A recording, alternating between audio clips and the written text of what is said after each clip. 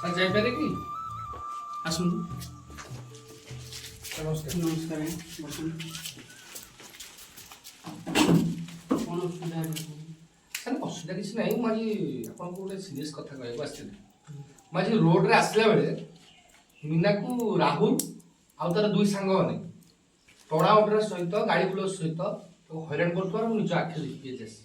ମୁଁ ସେଇ କମ୍ପ୍ଲେନ୍ କରିବାକୁ ଆପଣଙ୍କୁ ଆସିଥିଲି। ଆପଣ ଯାହା କହୁଛନ୍ତି ମୋ କଲେଜର ଘଟଣା? ଆଜ୍ଞା।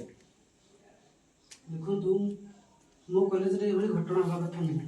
ଆଜ୍ଞା। ଯଦି ବା ମୋ କଲେଜରେ ଘଟଣାଟି ଘଟିଛି, ମୁଁ ଏସବୁ ଜିନିଷକୁ ଟଲରେଟ୍ କରିପାରିବିନି। ଆପଣ ବ୍ୟସ୍ତ ହୁଅନ୍ତୁନି, ଏଇସବୁର ସମସ୍ୟାକୁ ମୁଁ ବହୁତ ଶୀଘ୍ର ସମାଧାନ କରୁଛି। ଟିକେ ଆପଣ ମୋତେ ସମୟ ଦିଅନ୍ତୁ। ହ୍ୟାଲୋ, ପଣ୍ଡା ସାର୍ କୋଉଠି ଅଛନ୍ତି? ଟିକେ ଅଫିସକୁ ଆସିବେ। ସାର୍ ଆସୁଛନ୍ତି। ଆସନ୍ତୁ। ସାର୍ ନମସ୍କାର। ଆମ କଲେଜର କିଛି ଘଟଣା ଘଟିଛି ବୋଲି ଆଉ ଆମ ପାଖରେ ଜଣେ ଗାର୍ଡ଼ିଆନ ଉପସ୍ଥିତ ରହିଛନ୍ତି।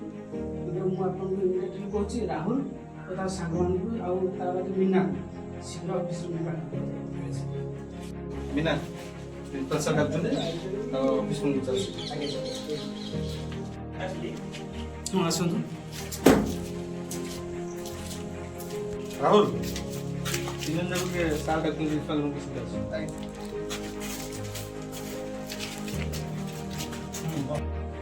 ସାର୍ ମୁଁ ଆସିପାରେ କି? ଆସ।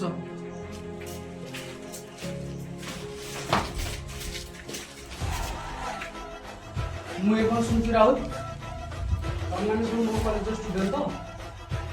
ମୋ କଲେଜର ଷ୍ଟୁଡେଣ୍ଟ ହେଇକି ତମେ ଏଇସବୁ କାମ କରିପାରିଲ କେମିତି? ତମକୁ ଲଜ୍ଜା ଲାଗିଲାନି? ରୁହ, ତମ ବାପାଙ୍କୁ ଫୋନ କରି ଡାକୁଛି। ନାଇଁ ସାର୍ ସରି ସାର୍ ମୋ ବାପାଙ୍କୁ ପ୍ଲିଜ୍ କଲ୍ ଆରେ ସରି ନୁହଁ, ତମେ ମାନେ ଯୋଉ କାମ କରିଛ ତାର ସରି ମୋତେ ମାଗିବାର ତମର ଯୋଗ୍ୟ ନାହିଁ।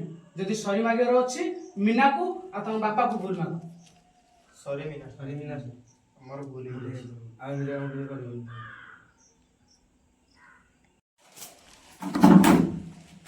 ବାପା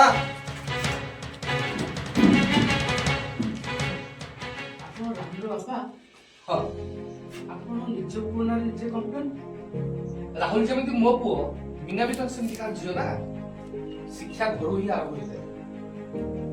ଆପଣଙ୍କ ଭଳି ବାପା ଯଦି ଦୁନିଆରେ ସବୁ ବାପା ଏଇ ଚିନ୍ତାଧାରାକୁ ମନେ ରଖିବେ, ଆଜିକାଲି ସମାଜରେ ସବୁ ଝିଅମାନେ ସୁରକ୍ଷିତ ରହିବେ। ଆପଣଙ୍କ ଭଳି ବାପାମାନଙ୍କୁ ଆମେ ହାତ ଧରି ନମସ୍କାର କରୁଛୁ। ନମସ୍କାର। ଜୟ ଜଗନ୍ନାଥ।